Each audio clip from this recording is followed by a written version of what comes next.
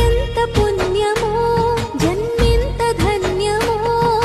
కన్నడ కంటి రౌడి కడుపున పుట్టావు మా రాజకుమారు ఆ పార్వతమ్మకు చిరునవ్వుల వరమైన చిన్న కొడుకు నువ్వు ఇద్దరన్నలా ముద్దుల తమ్ముడివై శివన్న